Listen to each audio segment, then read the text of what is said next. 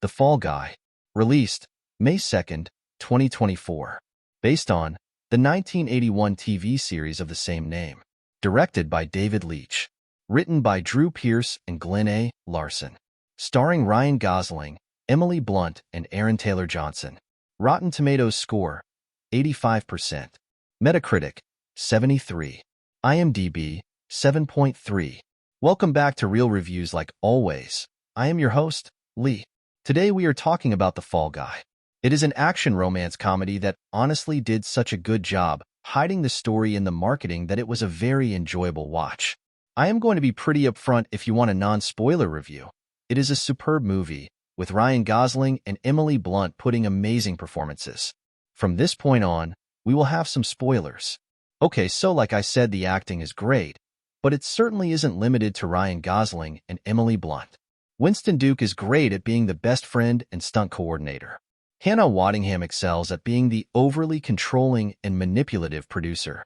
Aaron Taylor-Johnson is amazing at being an intolerable, idiotic, asshole, world-famous actor. Even the smaller roles like Stephanie Sue just crush it.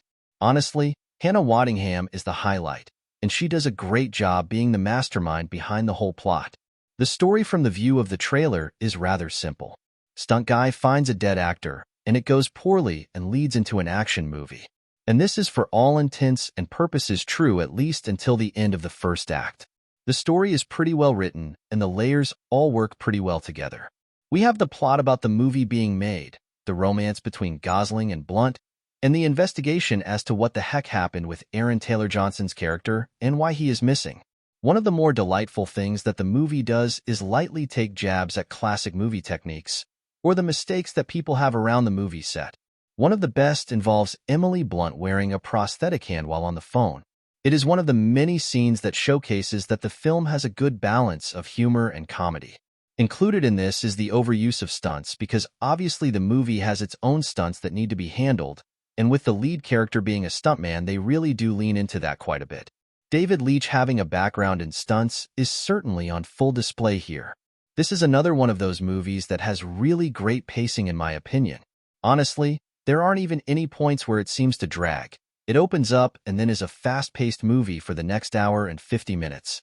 This is rooted in the movie setting things up in quick sequences that would seem like throwaway lines if they didn't lead to anything later on in the movie.